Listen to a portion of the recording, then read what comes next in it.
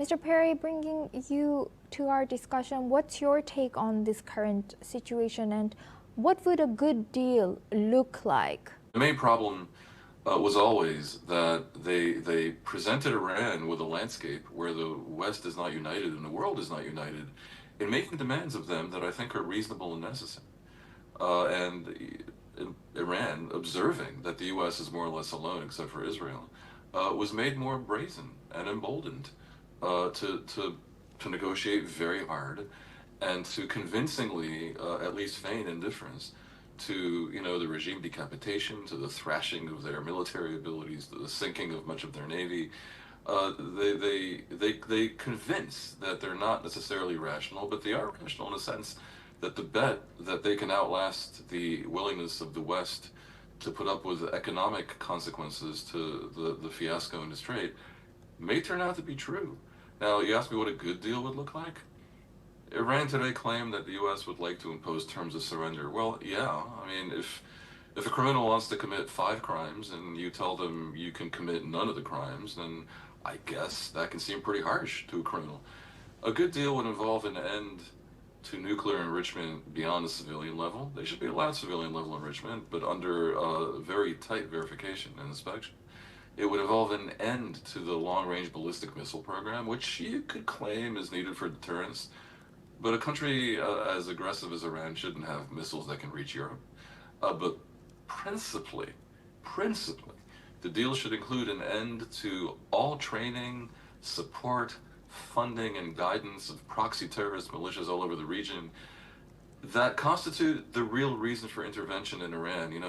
Many countries behave badly. Azerbaijan, Russia, China, you don't go around invading all of them. The idea of a global COP is a problematic one, but where it becomes indisputably legitimate is when that country harms its environment and is a menace to the world.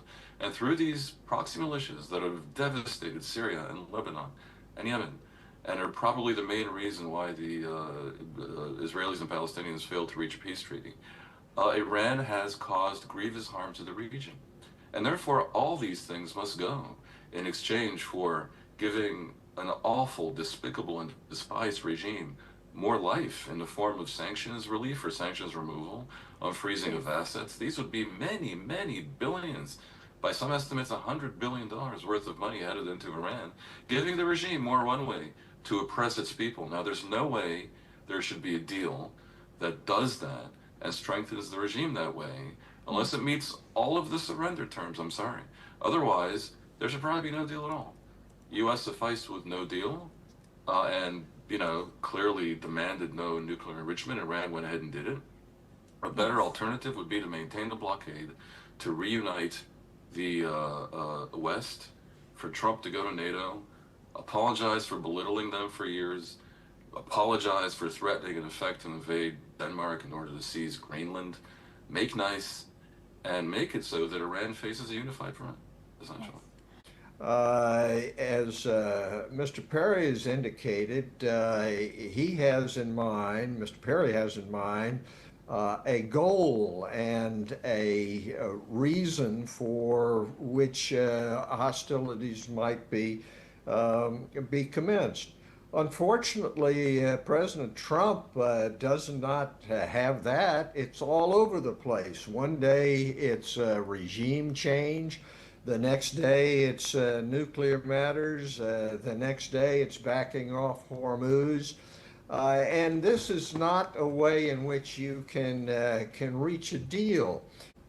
Mr. Perry, how do you think Lebanon will stay to be part of how this war with Iran continues, and how do you think I don't exactly know who is in charge or command and control of within Iran, but how do you think they are seeing proxy in Lebanon now?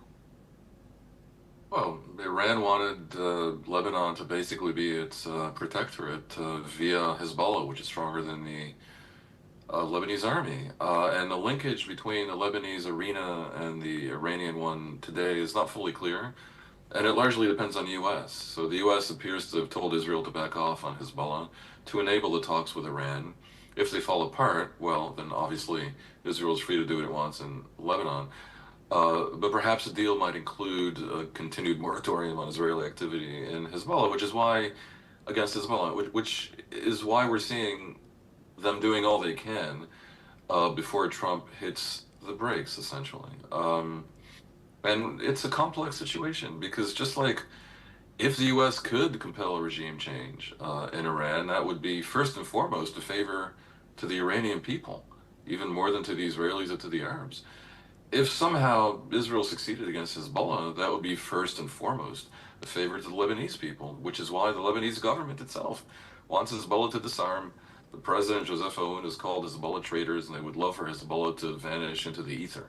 But Israel's a toxic player in Lebanon, and it's not always so careful with its military actions. We hear 2,700 people have been killed. Many of them are undoubtedly Hezbollah militants. I hope they all are, but that's probably untrue, and we know that's untrue. And so, what needs to happen, I think, again, is similar to my recommendation for Iran. These are problems that are easily exported to other countries. To allow Hezbollah to be Lebanon's problem alone is impractical because Israel can't handle having terrorists on their border, potentially invading and showering them with rockets. So Israel will get involved, and we don't want that. So someone needs to help Lebanon get rid of Hezbollah, and you can't negotiate with Hezbollah. The very idea, which you hear from some European quarters in particular, is farcical. It makes a mockery of the proposer. There's no good options. If I were to propose, as I have, that a combination Western and Arab force be sent to Lebanon to disarm Hezbollah, many people mock that too. They think it's unrealistic. But something has to happen because Hezbollah is a cancer upon Lebanon. Yes. So everything we're seeing is connected. It's probably not resolvable through diplomacy, and therefore we're at a very dangerous and combustible juncture. Thank you very much, Mr. Dan Perry, for joining us today and sharing that insight with us on NewsX World.